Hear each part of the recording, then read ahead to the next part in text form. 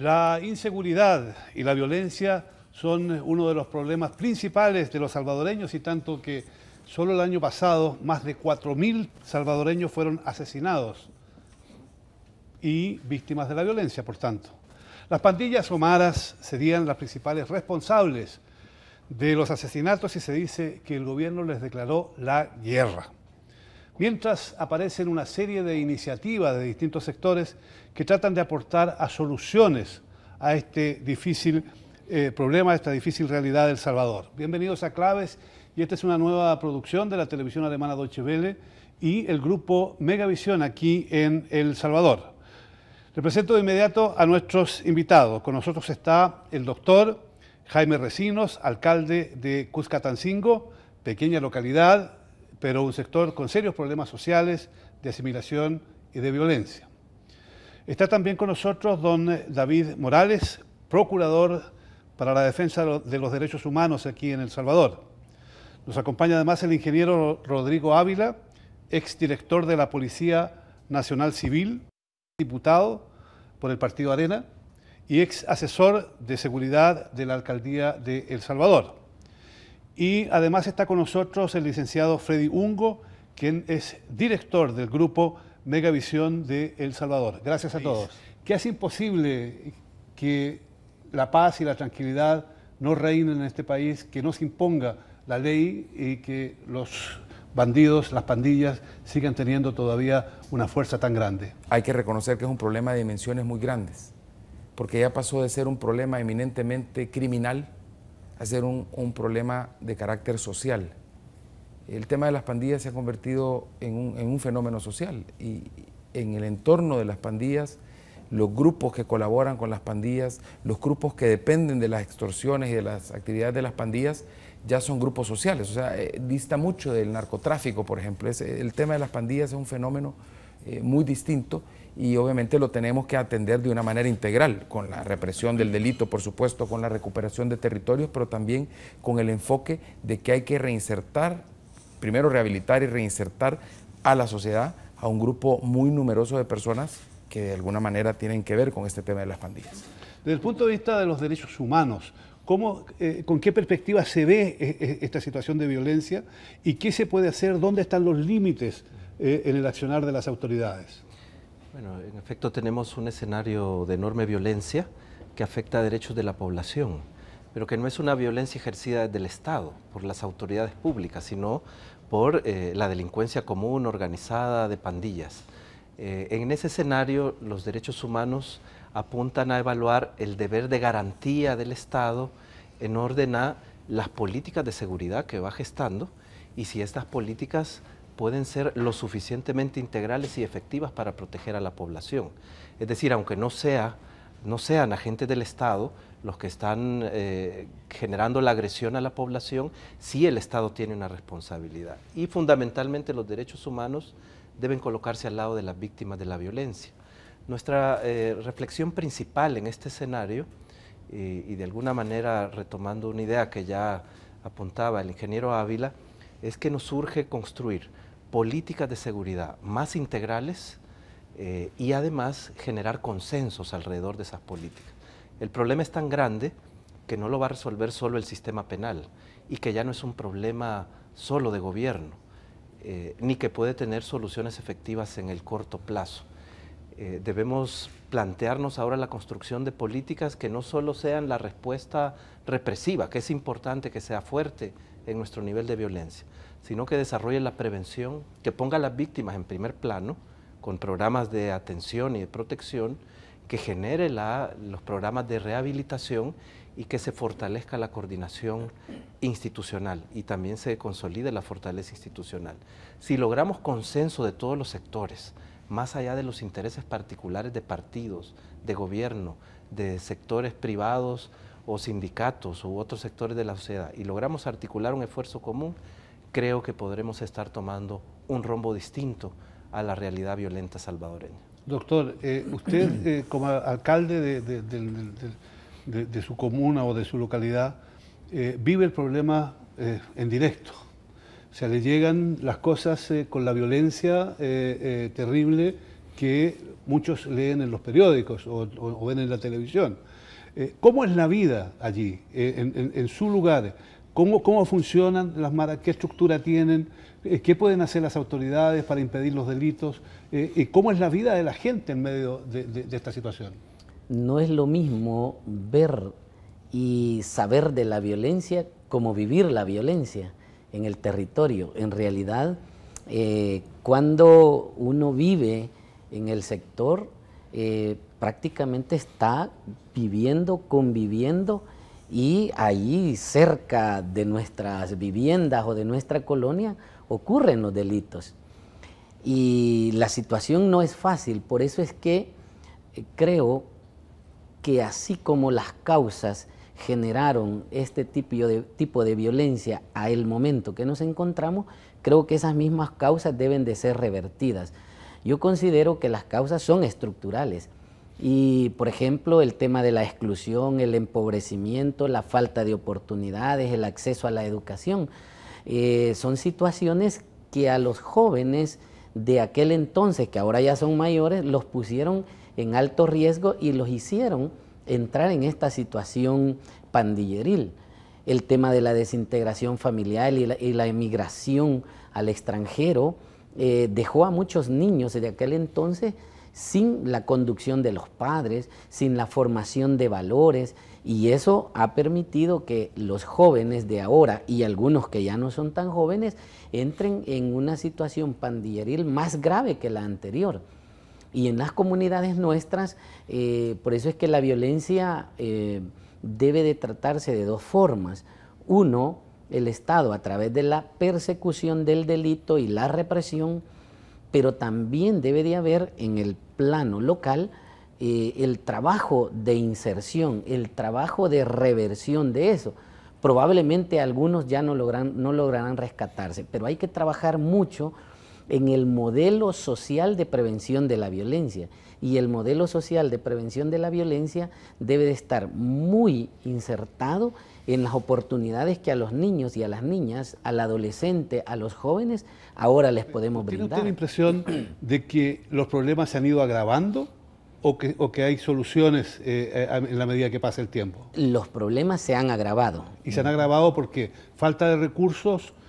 Porque se cometieron errores desde hace muchos años en la prevención y en el ataque a los grupos violentistas? Es correcto. Yo considero que hubo errores en algunas políticas.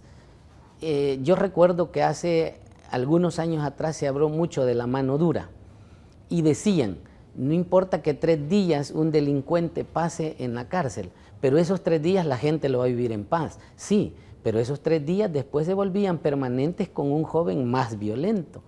Entonces, creo que se han cometido esos errores, pero los errores no son, ese es muy a cercano plazo.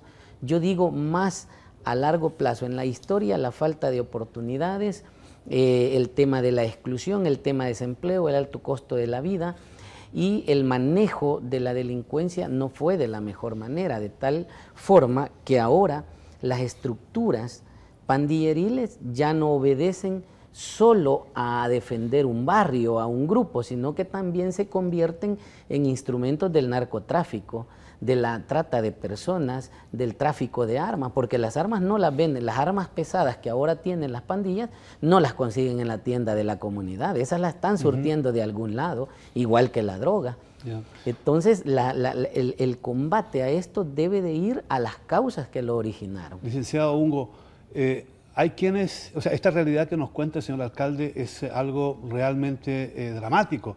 Si pensamos que es una pequeña localidad en comparación con todo lo que debe ocurrir en el resto de El Salvador y de San Salvador en particular. Pero algunos dicen, no, esto no es tan así de grave, eso lo inventan los periodistas. ¿Por qué este ataque a los periodistas y no atacar al problema? Lo desconocemos. Creemos que más que nada por razones políticas es que los medios de comunicación sufrimos este tipo de aseveraciones, digamos, o de afirmaciones. Realmente esto es un problema grave, complejo, estructural y que en realidad lo estamos viviendo en todos los estratos sociales de acá de nuestro país.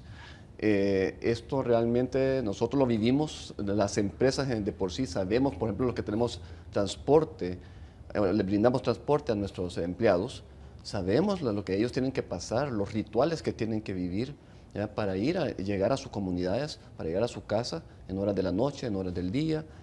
Esto es un problema muy complejo. Los medios de comunicación, bajo ninguna circunstancia vamos a agravar o sobredimensionar algo que no lo amerita. Pero este problema de inseguridad es un problema complejo que lo vive día a día nuestra sociedad. Día a día en esa sociedad. Se ha hablado de una guerra contra las pandillas en el último tiempo. Se ha hablado de atacar el problema a fondo. Se ha hablado de tomar medidas duras. Y se ha hablado desde hace mucho tiempo de mano dura y de mano más dura. ¿Cómo se vive este problema desde el interior de la policía? Usted, que ha sido director de ese cuerpo, ¿son situaciones las que se viven ahora distintas a la de antes o, como decía el señor alcalde, es la continuación de problemas estructurales graves frente a las cuales la policía tiene muchas veces las manos amarradas? Lo que pasa es que esto ha cambiado muchísimo. Primero en términos de membresía, en términos numéricos. O sea, cuando yo fui director la última vez, la membresía de las pandillas era probablemente la quinta parte de la membresía que ahora tiene.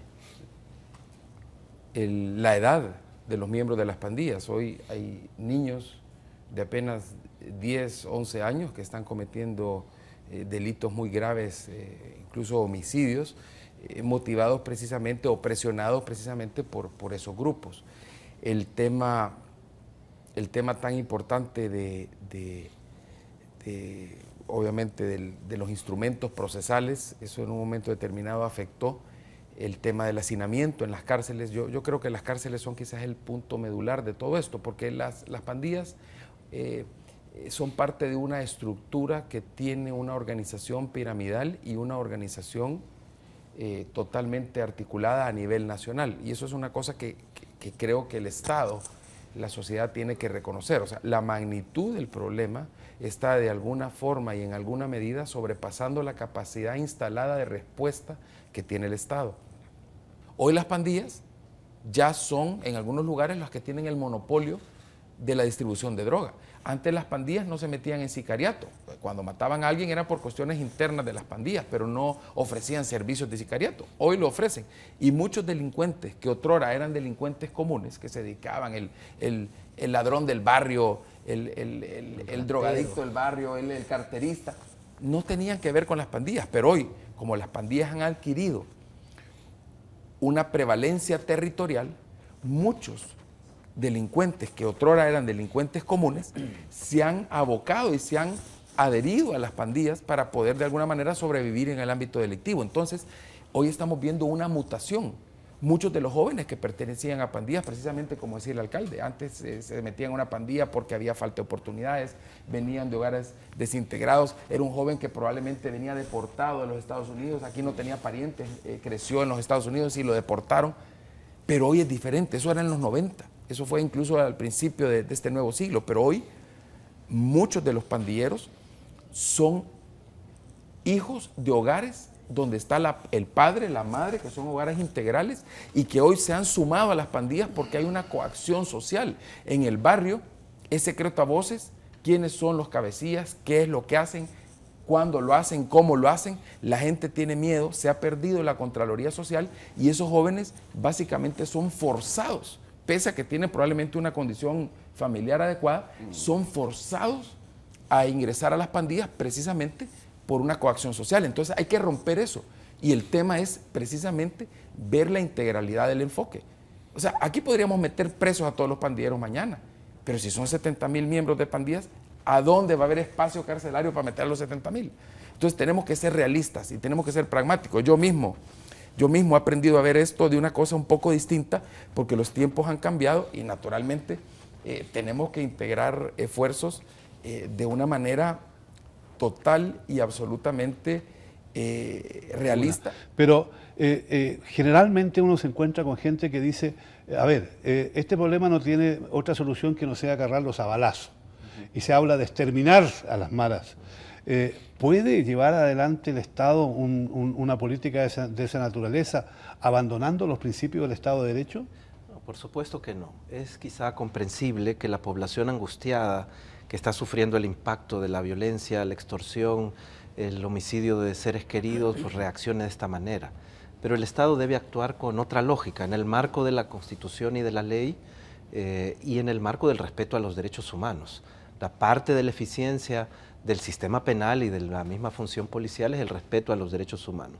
Nunca el Estado puede ser igual o peor que el criminal. Entonces habríamos perdido todo, habríamos perdido toda nuestra construcción democrática. Y hay muchos ejemplos en el mundo de que las policías y los sistemas penales pueden ser eficientes en el marco de la ley. Los derechos humanos no restringen la posibilidad de aplicar con eficiencia y contundencia la dimensión punitiva, el componente punitivo del Estado. Lo que pasa es que debemos tener clara una situación y la policía no es la que resolverá por sí sola todo el problema. El sistema penal no es el que resolverá todo por sí mismo. El sistema penal y el sistema policial administran la crisis cuando ya todo falló. Cuando falló la ley, falló la sociedad, la comunidad, la familia, ¿no? y se produce una crisis. Pero como decía ya los compañeros de panel, las causas son estructurales y complejas. Y si no logramos una respuesta integral, vamos a fracasar. Esa es la deficiencia del enfoque de plantearse el problema de la violencia como un conflicto armado. Y vamos a la guerra contra las pandillas, y eso es el nuevo enemigo interno, y vamos a combatirla. La violencia tiene otras raíces, otras manifestaciones, otras causas. Ese discurso de que vamos a la guerra contra la delincuencia es un discurso muy enfocado en lo que se conoce como el populismo punitivo, que da a los políticos muchos réditos electorales. Pero en El Salvador la hemos experimentado a partir más o menos de la década del año 2000, y con el manodurismo se asume ese enfoque y el enfoque fracasó. La violencia se expandió y creció con ese enfoque. Entonces necesitamos ahora ser fuertes en lo punitivo. El ingeniero planteaba, hay territorios donde no es posible entrar de primera mano con la prevención, porque la pandilla o el grupo delictivo es tan fuerte, tan violento y está armado, que se necesita la respuesta punitiva, ¿no? Pero no se puede quedar hasta ahí, ¿verdad? Y la respuesta punitiva debe ser integral, no solo es el gran operativo y las capturas, es investigación científica, es policía comunitaria, ¿verdad? Es inteligencia policial, es coordinación interinstitucional. Y luego deben entrar la prevención en sus diferentes etapas, en sus diferentes niveles, como nos daba el ejemplo del señor alcalde. Pero no basta, hay que rehabilitar y hay que crear programas de atención a las víctimas. Las víctimas han sido las eternas postergadas de los programas de seguridad. En El Salvador nunca se ha planteado el Estado una prioridad a la construcción de programas para las víctimas. Ahora ahí entramos a un tema espinoso y difícil, el tema de los recursos disponibles. Los recursos son limitados, en un país tan violento como El Salvador están enfocados en el componente punitivo y aún ahí hace falta más recursos. Entonces es un tema que tiene que ver no con cooperación internacional, sino con desafíos fiscales, ¿verdad?, en las políticas públicas. Pero me parece que además debemos agregar el tema de los consensos. Si tenemos una política integral y se está llevando adelante y vamos a buscar recursos, solo podrá ser posible esa aspiración si logramos consensos a pesar de las polarizaciones y las diferencias políticas o de otro tipo. Sin embargo, el problema, como nos decía el alcalde, en la base sigue creciendo, es cada vez más grave. ¿Disponen ustedes de más recursos para combatir las estructuras de violencia? ¿Siente usted que el Estado les apoya para ayudar a las tareas que ustedes tienen que realizar en materia de prevención, en materia de o es más bien de una manera u otra con distintos políticos de distintos partidos más o menos el mismo discurso? Vamos a dar una lucha contra las maras, los vamos a combatir a fondo, pero en definitiva no pasa otra cosa que las maras, las pandillas siguen creciendo y son cada vez más fuertes y cometen delitos mucho más graves. Mira, ¿cómo romper ese círculo? lo que pasa es que como este es un problema, como decía antes, estructural, debe de tratarse de esa manera. Y aquí debemos de estar todos unidos, porque en El Salvador está operando un sistema pandilleril que viene desde Estados Unidos hasta pasando por México y el Triángulo Norte que le llaman aquí en Guatemala, Honduras y El Salvador. Entonces, debe de tratarse de manera internacional, de manera nacional y de manera local. La empresa privada, los políticos, las comunidades, debemos de fortalecer todas las estructuras para hacerle frente, no al combate al delito, porque eso le corresponde a la Fiscalía y a la Policía, que deben de tener recursos. Mira, yo no estoy muy seguro, pero dicen que en tiempos de la guerra Estados Unidos enviaba $1 millón para poder estar constantemente en esa guerra civil en que vivía El Salvador. Pero ahora, ¿cuánto envían los países amigos para combatir no las pandillas, sino el tema de la violencia? Porque la violencia no solo es pandilleril, también hay otro tipo de violencia. Se ha hecho eso y no ha dado resultados. Bueno, ¿cómo no? ¿Cómo no? Lo que pasa es que ha mutado, las pandillas han mutado. Y un ejemplo bien claro, hace muchos años había una clara distinción. El problema más grave. Por ejemplo, y lo discutíamos antes de que iniciara el programa, los que se dedicaban, las personas que se dedicaban al narcomenudeo no tenían involucramiento con las pandillas. Hoy las pandillas ya son en algunos lugares las que tienen el monopolio de la distribución de droga. Antes las pandillas no se metían en sicariato.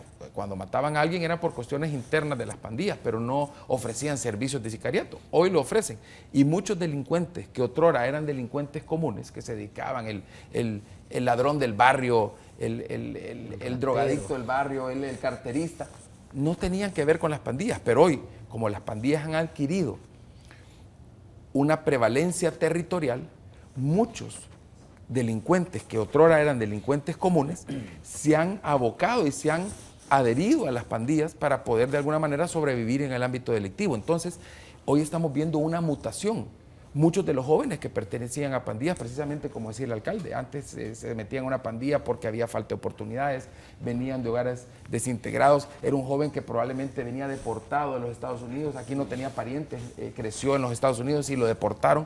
¿Cuáles son los límites que tiene el periodismo en El Salvador cuando se trata de hacer reportaje sobre estos problemas? De partida, de hecho, me imagino que no es fácil para los periodistas llegar a los lugares donde se producen los hechos violentos en los sectores donde las maras tienen el control. Pero segundo, ¿cuáles son las directrices que hay en relación con cómo reportear estos hechos, cómo presentar estos hechos? ¿Eso es algo que lo hace cada medio o hay un consenso entre los empresarios de medios y entre los periodistas para enfrentar las noticias de alguna manera específica, que tenga en cuenta la dignidad de la persona y que tenga en cuenta naturalmente el hecho de dar a conocer cosas que vale la pena hacerlo y no otras que sean sensacionalistas? Dos conceptos importantes: regulación y autorregulación. Obviamente nosotros pues siempre vamos a velar por la dignidad de la persona, sobre todo de los niños, ¿verdad?, de los adolescentes. Pero también, y sí, lo que tratamos en las asociaciones gremiales, digamos, de los medios de comunicación, es obviamente no mostrar, por ejemplo, cadáveres en El Salvador. Nosotros, y ahí va a depender obviamente de la autorregulación o de la conceptualización que tenga cada medio. Pero sí existe eso, existe esa política de decir, por ejemplo, no mostremos cadáveres, no mostremos sangre, ¿verdad? Sin embargo, también está el otro principio, la verdad. Sí debemos demostrar la realidad nacional que se está viviendo, ¿verdad? Y de ahí es donde entra el tema de autorregulación, de decir hasta dónde vas a llegar tú a mostrar la verdad y la realidad. Pero sí, créeme que los medios de comunicación estamos regulados y autorregulados. Hay en el último tiempo algo muy especial. Pareciera ser que los salvadoreños dicen, mire, nosotros no somos capaces de atender este problema. Y los empresarios han decidido traer a un experto desde afuera, el señor Giuliani, exalcalde de Nueva York, que ha planteado una serie de recetas que tanto el gobierno como la oposición dicen, bueno, aquí hay cosas interesantes, hay cosas buenas que se puedan aplicar. ¿Tiene Giuliani la varita mágica para solucionar este problema? Nadie tiene la varita mágica. Y el señor Giuliani ha planteado cosas, en mi criterio, muy importantes. De hecho, Por ejemplo, ¿cuáles? Por ejemplo, una de las cosas, lo que retomo y los 3 puntos más importantes que él de alguna manera presenta es, el primero, que las pandillas son un problema de una magnitud enorme y hay que reconocer que las pandillas son un problema en El Salvador. Y hay que buscar. No, pero fíjate que inclusive ha habido momentos en que ni siquiera en algunos documentos oficiales se ha reconocido que las pandillas son el problema principal. O sea, indistintamente de las razones, indistintamente de las causas, indistintamente de lo que se hizo mal o lo que no se hizo en el pasado, las pandillas están ahí y son un fenómeno especial que hay que reconocer y atender. Y la dimensión de ese fenómeno creo que es importante reconocerla. Y que dentro de ese contexto hay que buscar realizar o generar una estrategia nacional para ir paulatinamente desarticulando, desmovilizando a esos grupos y a esas pandillas. Eso aquí se ha dicho también, pero claro, viene el señor Giuliani y lo dice y obviamente tiene más peso. El otro es tener la información de alguna manera integrada y tener la verdadera información de lo que está pasando. Yo creo que aquí hay que reconocer, la Fiscalía tiene un programa muy interesante.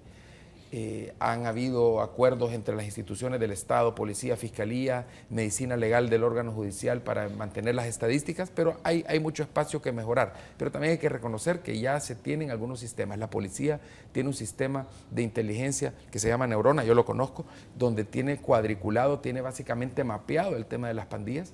La Fiscalía tiene un sistema excelente, incluso muy novedoso, de conteo de incidentes criminales. Pero lo que hay que hacer es integrar a las instituciones, que las instituciones se pongan de acuerdo y que compartan y que al final las informaciones no solo sirvan para publicarlas, las informaciones y las estadísticas sirvan para planificar una estrategia coherente, como bien apuntaba el señor procurador. Yo creo que el otro punto que mencionó es el tema de las cárceles.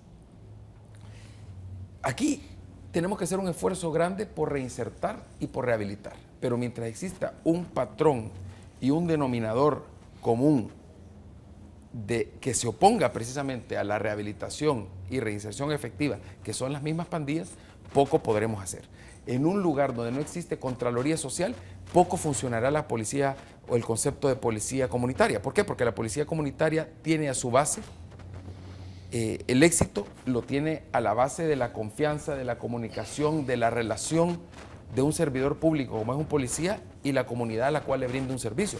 Pero si la comunidad tiene pavor de hablar con la policía, pero si la comunidad tiene pavor de ejercer esa Contraloría Social porque le tiene miedo a las pandillas que se han convertido en autoridad fáctica, entonces poco podremos hacer. Entonces, muy bonito el programa del señor Giuliani. Hay quien dijo que se parecía a Madonna, que venía, cobraba y se iba.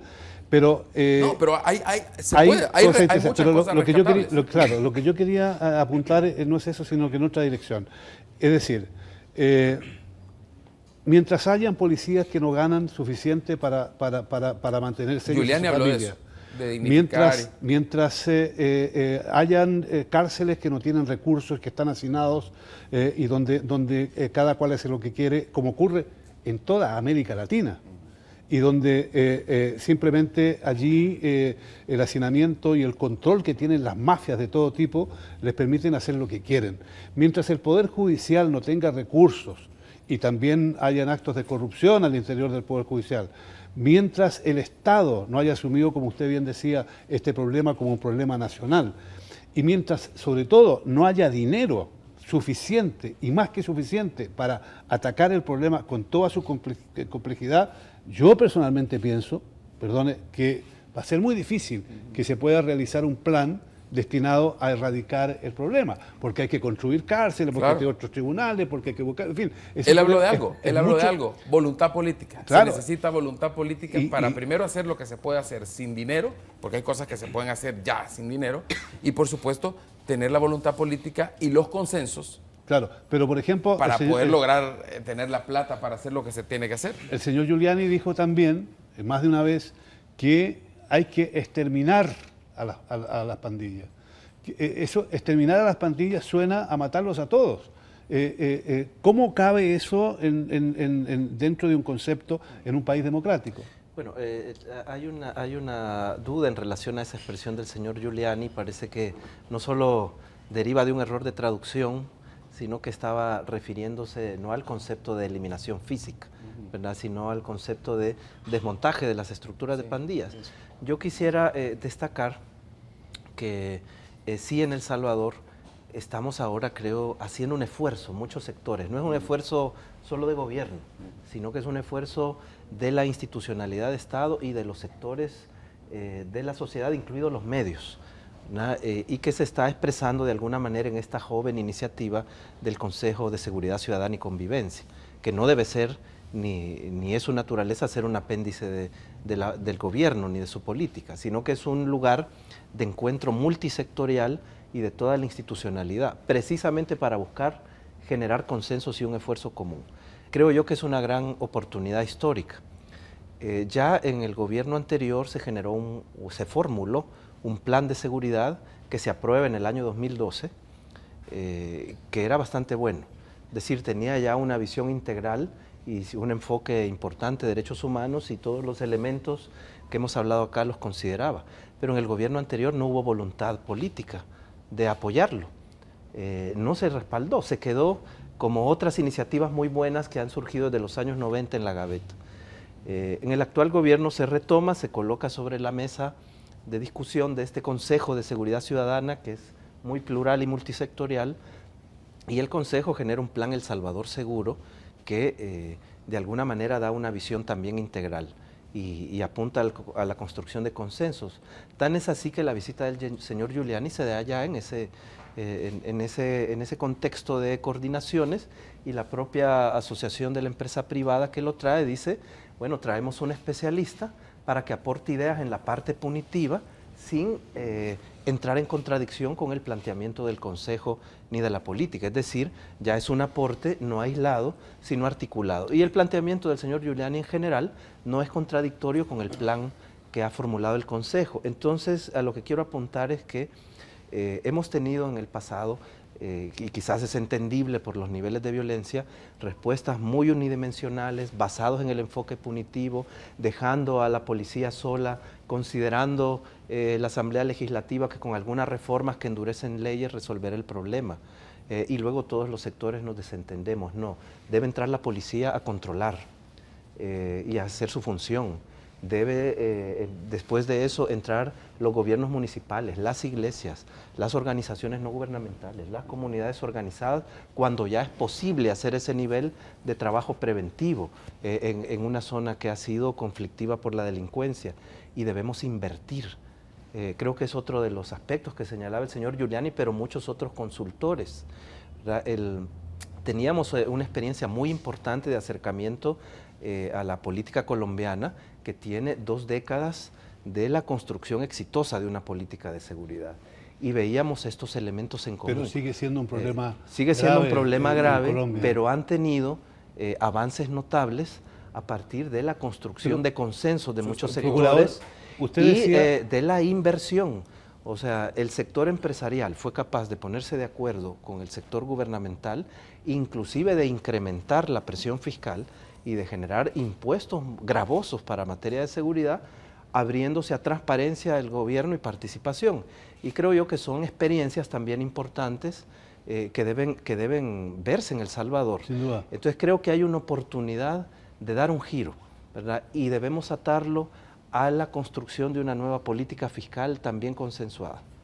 Y eso significa partir de la base de que efectivamente hay un consenso político. De hecho, es interesante que la propuesta que hace el señor Giuliani, hay que reconocerlo, la hace a través del empresariado colombiano, y que el gobierno asistió a una conferencia en la cual se presentó ese documento, y el gobierno dijo que la hacía suyas, en el sentido de que tomaba el documento y que recogería todo lo que fuera positivo. Pero lo importante sería, entiendo yo, la creación de un consenso político para atacar este problema grave y real. ¿Ve usted, licenciado Ungo, desde los medios que cada vez nos acercamos en El Salvador a esa coincidencia política, a ese consenso que permita atacar problemas tan graves como este? Yo creo que la venida del exalcalde Giuliani vino a contribuir mucho en eso. O sea, en el sentido de que lo que vino a señalar puntualmente que lo que hacía falta era voluntad política. Y en ese sentido, al haber tenido una respuesta, o más bien una respuesta positiva de parte del sector gubernamental, como también del sector empresarial y demás sectores, sí creemos de que eso contribuyó bastante. hubo mucha percepción de que no nos vino a decir nada nuevo, ¿ok? Porque realmente este problema ha sido tan complejo que realmente se ha venido señalando desde diferentes ámbitos. Mas, sin embargo, le dio validez el hecho de trasladar muchísimo la experiencia colombiana, que tienen problemas mucho mayores, decía Giuliani, pues, que los nuestros. Y el solo escuchar eso también uno decía, bueno, ok, ¿y qué tan grave estuvo Colombia? De tal forma que manifieste de que son problemas mucho mayores que los nuestros, cuando nosotros consideramos que realmente estamos en un caos social. Mas, sin embargo, hizo señalamientos muy importantes, puntuales, que contribuyó muchísimo a llegar a ese consenso. Yo no sé si ha llegado a un consenso, pero sí a un acercamiento, como tú dices, un acercamiento de posiciones, y creo que sí se puede llegar a establecer una política integral, estructural alrededor de eso, mas sin embargo va a requerir muchísimo del factor voluntad política. Factor voluntad política, el ingeniero Ávila es político, ha sido jefe de la policía, es un consultor importante en este tipo de temas. ¿Qué habría que hacer para acelerar este consenso y convertirlo en una política práctica? ¿Cuánto tiempo puede llevar todavía eso? ¿Será posible realmente encontrar una solución verdadera para que el problema se resuelva? Gonzalo, yo creo que sí. Yo creo que sí. Y estamos llegando a un punto donde precisamente la venida del señor Giuliani, la conversación desde una perspectiva mucho más abierta, mucho más realista, mucho más aterrizada, mucho más descomprometida de posiciones dogmáticas, nos puede acercar precisamente a comenzar a ver las soluciones. Yo, por ejemplo, hace poco, y lo que está en el ambiente, se puede combatir esto con la tropa, y precisamente ahorita se habla de batallones especiales que van a combatir, es a nivel policial inclusive, esto tú no lo combatís con presencia de tropa, ni con aviones, ni con cañones, ni con tanques, lo combatís con investigaciones efectivas, pero investigaciones efectivas que también al final tengan o entren dentro de un círculo virtuoso de administración, de justicia, de prevención del delito, y yo creo que la parte de presupuesto es importante, pero hay que comenzar a hacer otras cosas, y son 7 cosas. Primero, controlar las cárceles. No se puede pretender controlar las calles y los barrios si no se controlan las cárceles. Segundo, combatir efectivamente el delito, neutralizar estructuras, erradicar estructuras, no investigar los delitos únicamente uno por uno, sino que investigar los delitos que cometen las estructuras. 2, frenar el reclutamiento de menores. 3, y de cualquier persona, o sea, frenar la membresía. 4, mejorar, o más bien, recuperar la Contraloría Social y recuperar territorios. 5, rehabilitar y reinsertar de manera efectiva. 6, generar condiciones de desarrollo social y económico. Pero ahora, eso no se puede hacer en un lugar donde haya prevalencia de pandillas. Nadie va a querer invertir ahí, y quien quiera trabajar, o el expandillero que se quiera meter a trabajar en un trabajo decente y normal, va a ser coaccionado por la misma pandilla. Pero todas esas propuestas las escuchamos también recién de parte del señor alcalde, correcto. Que está desde hace años empeñado naturalmente que su lugar esté libre de crímenes, pero resulta que son cada vez mayores. Entonces, ¿cómo se escuchan estas propuestas a nivel de la base en su alcaldía? Mira, nosotros creemos, y es aplausible el que haya venido una persona, un experto, a decirnos algunas cosas que ya se han expuesto acá, como las ha repetido el señor Rodrigo Ávila. Digo, él ha planteado algunas cosas que ya se han dicho, pero qué bueno, porque le da validez. Mira, él primero dijo voluntad política, segundo, videovigilancias. Pues eso ya lo tenemos aquí, hay que mejorarlo, de acuerdo. Habla del tema de mejorar la asistencia y la reacción y la política penal. Y siento que no habló de las oportunidades, porque si es traído por la empresa privada, específicamente por la ANEP, debió haber un poco introyectado la situación al área empresarial. Porque mira, nos damos cuenta que, por ejemplo, hay no sé cuántos, no sé si son 12.000 o cuántos sean, pero mientras haya evasión fiscal y elusión, entonces estamos generando un problema de no oportunidades en la sociedad. Por eso es que nosotros desde la base, desde lo local, vemos que debe de haber más inversión, debe de haber más oportunidades para los jóvenes que aún no están en la pandilla o que no han cometido delito, porque el que ha cometido delito y ya está siendo perseguido por la ley, de alguna manera lo tendrá que pagar, pero el que no ha cometido deberá de tener una oportunidad.